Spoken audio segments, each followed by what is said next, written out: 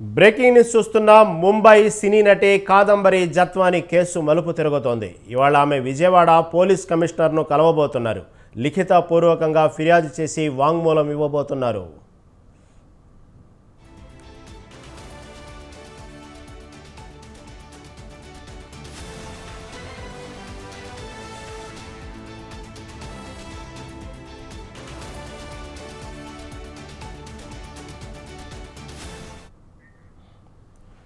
తప్పుడు కేసులో తను అరెస్టు చేసి ఇబ్బందులకు గురి చేశారని కాదంబరి జత్వాని ఆరోపిస్తున్నారు. ఈ వ్యవహారంలో కీలక పాత్రధారులని చెబుతున్న నాటి విజయవాడ పోలీస్ కమిషనర్ కాంతి రాణా, డీసీపీ విశాల్ గున్ని చుట్టూ ఉచ్చు బిగిస్తోంది.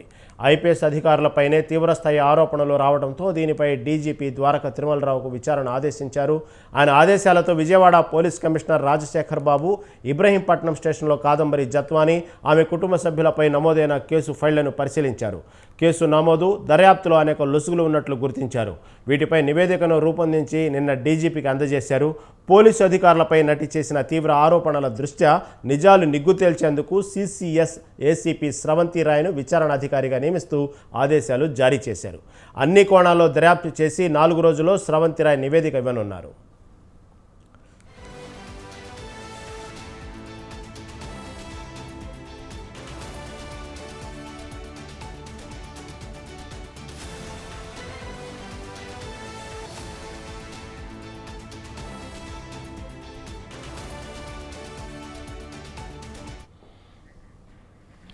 నటి కాదంబరి జత్వాని ఇవాళ విజయవాడ వచ్చి పోలీస్ కమిషనర్ రాజశేఖర్ బాబును కలిసి వివరాలు వెల్లడించనున్నారు. అనంతరం జత్వాని నుంచి విచారణాధికారి స్రవంతి రాయ్ వివరాలు రాబట్టనున్నారు. జత్వానిపై విజయవాడ పోలీసులు నమోదు చేసిన ఫోర్జరీ కేసులోని లోతును కూడా విచారణాధికారి పరిశీలించనున్నారు.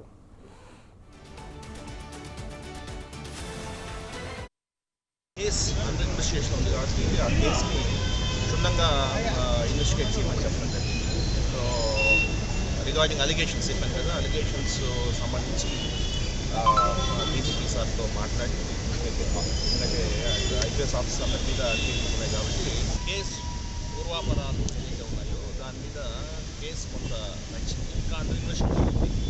సో అండర్ ఇన్వెస్టిగేషన్లో ఉంది కాబట్టి కేసు అంతా నచ్చింది. కాబట్టి ఏం జరిగింది, అసలు ఏంటనేది మరొకసారి క్షుణ్ణంగా దర్యాప్తు. ఫిర్యాదు ఇచ్చిన వెంటనే కేసు నమోదు చేసి అప్పుడే దర్యాప్తు పూర్తి చేసి మర్నాడే ముంబై వెళ్లి నిందితులను అరెస్టు చేయడంపై అనేక అనుమానాలు ఉన్నాయని జత్వాని తరపు న్యాయవాది నర్రా శ్రీనివాసరావు అన్నారు. ముంబైలో జిందాల్పై జత్వాని పెట్టిన కేసును ఉపసంహరించేలా ఒత్తిడి కోసమే ఈ కేసు నమోదు చేశారని చెప్పారు. ఏమాత్రం సంబంధం లేని వృద్ధులైన ఆమె తల్లిదండ్రులను కూడా జైలుకు పంపించడం దారుణమని జత్వాని తరపు న్యాయవాది నర్రా శ్రీనివాసరావు అన్నారు.